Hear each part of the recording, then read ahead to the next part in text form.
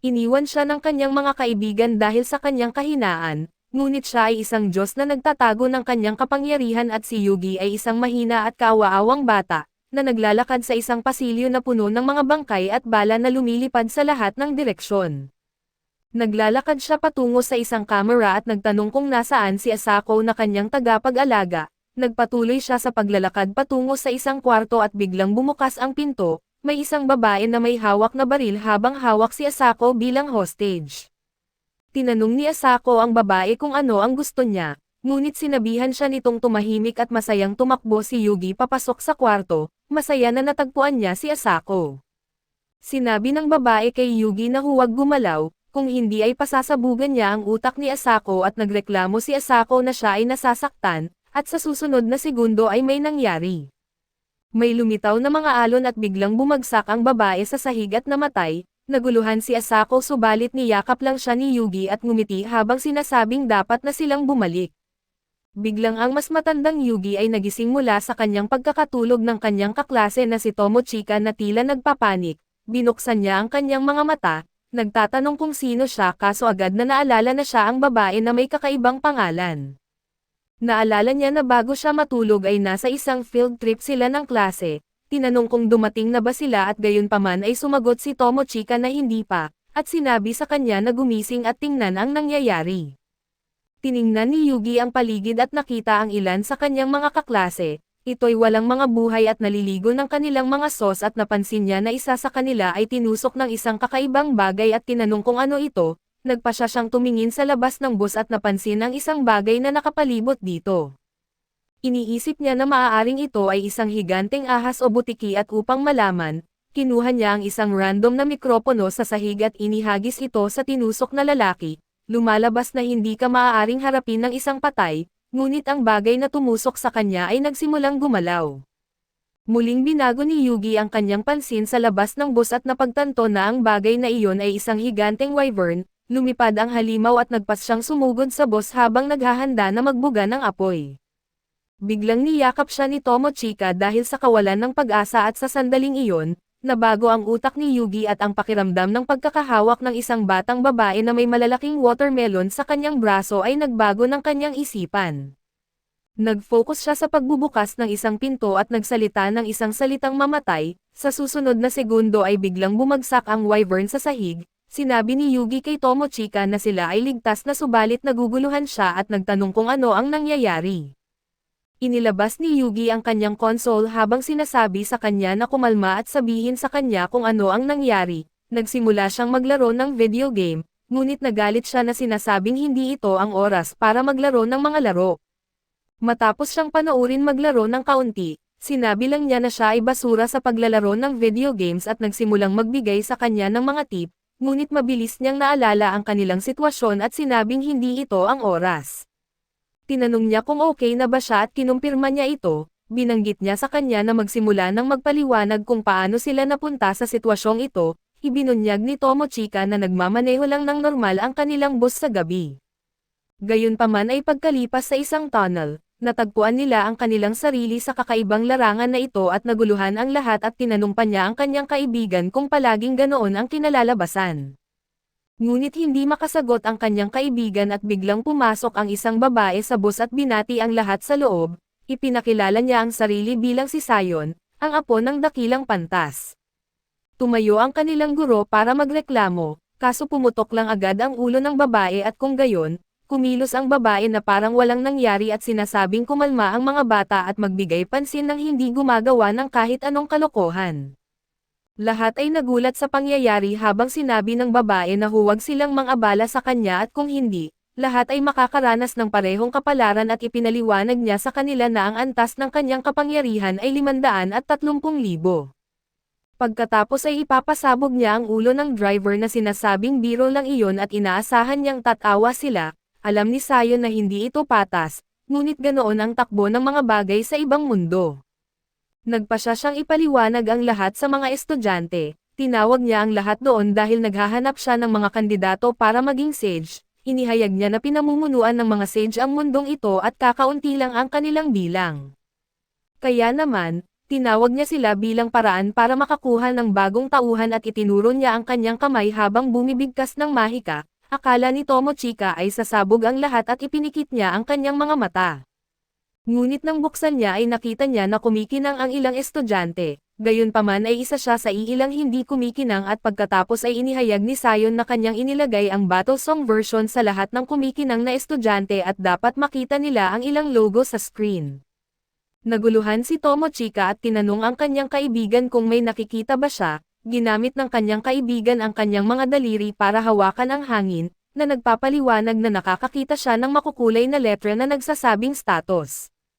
Ipinahayag ni Sayon na ang sistemang ito ay magagamit lamang sa mundong ito at tinatawag itong regalo, at dapat gamitin ng lahat ito para subukang maging mga sage sa loob ng susunod na buwan. Itinaas ni Tomochika ang kanyang kamay para magtanong at sinabi niya na hindi siya kumikinang o nakakita ng anumang logo.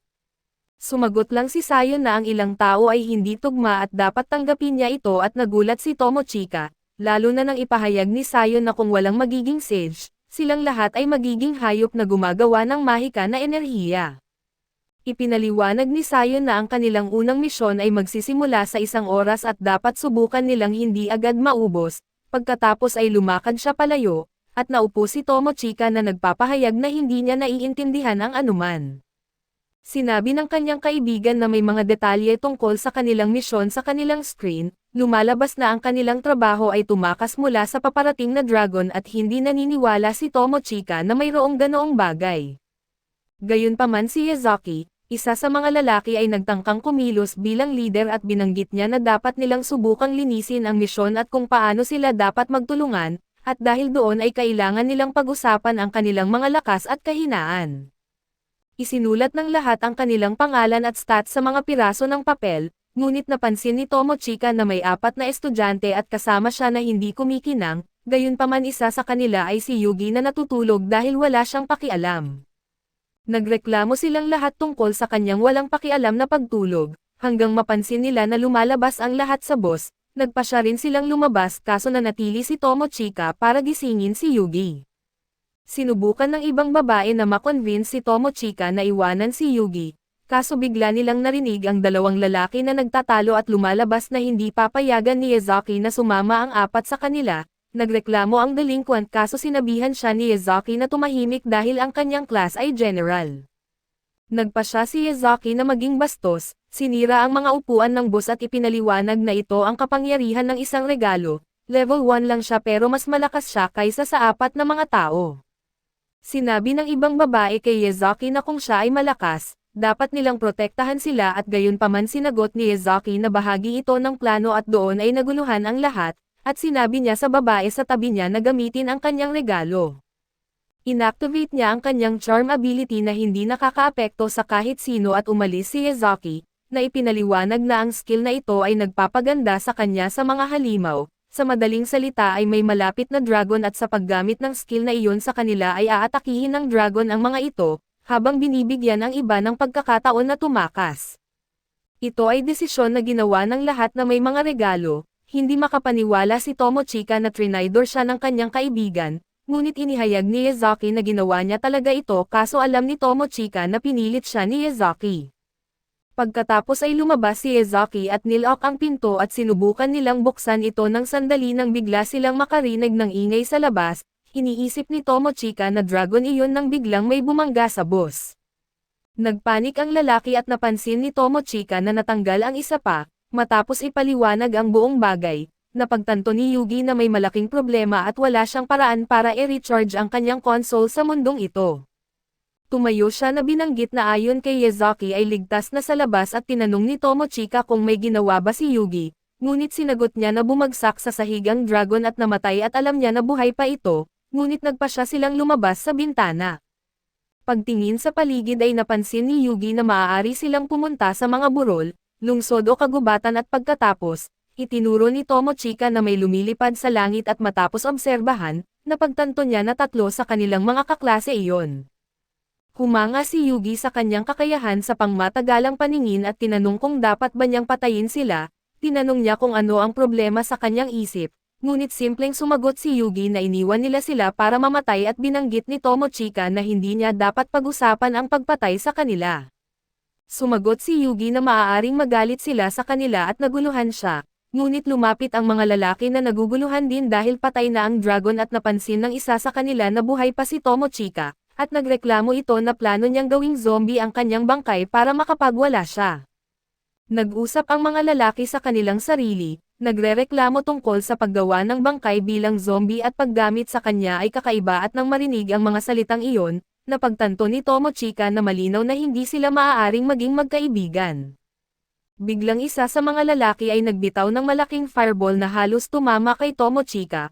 Patuloy na nag-usap ang mga lalaki tungkol sa pagpapainam ng kanilang mahika at kung paano ang isa sa kanila ay isang healer, ang isa ay bayani at ang huli ay isang necromancer. Sinabi ng lalaking nagbitaw ng fireball kay Tomochika na lumapit sa kanyang tabi ng walang pagtutol, naguluhan siya sa kanyang kahilingan, ngunit ipinahayag ng tatlo na gusto nilang magkaroon ng masayang oras kasama siya. Napagtanto ni Tomochika na lahat sila ay naghahangad sa kanyang katawan, humanga si Yugi na mayroon siyang lakas ng loob na sabihin iyon sa ganoong sitwasyon, nagreklamo ang lalaking necromancer na masyadong malapit siya at Yugi. Subalit simpleng sinabi ni Yugi na siya ang bahala kahit sa usapan, itinuro niya ang lalaking nagbitaw ng fireball at sinabing mamatay ito, tumawa ang dalawa pa ngunit nagulat nang makita nilang biglang napayakap sa sahig ang kanilang kasama. Tinanong nila kung ano ang nangyari at sinagot ni Yugi na inutusan lang niya itong mamatay, sinabi niya sa kanila na huwag gumalaw kaso sinubukan ng necromancer na tingnan ang kanyang kaibigan. Binanggit rin ni Yugi sa kanya na mamatay at tanging si Fatso na lang ang natira, at sinabi ni Yugi na kung gagalaw siya ay mamamatay siya at nangako si Yugi na ipapaliwanag niya ang kanyang kakayahan, sinabi kay Fatso na tingnan kung talagang patay na ang dalawa pa. Sumunod si Fatso at ginamit ang kanyang healing ability na binanggit na kayang pagalingin ang kahit ano sa isang iglap pero gayunpaman, hindi gumalaw ang kanyang mga kaibigan at napagtanto ni Tomochika na si Yugi ang pumatay sa dragon, subalit hindi niya lang gusto ipaliwanag kung ano ang nangyari.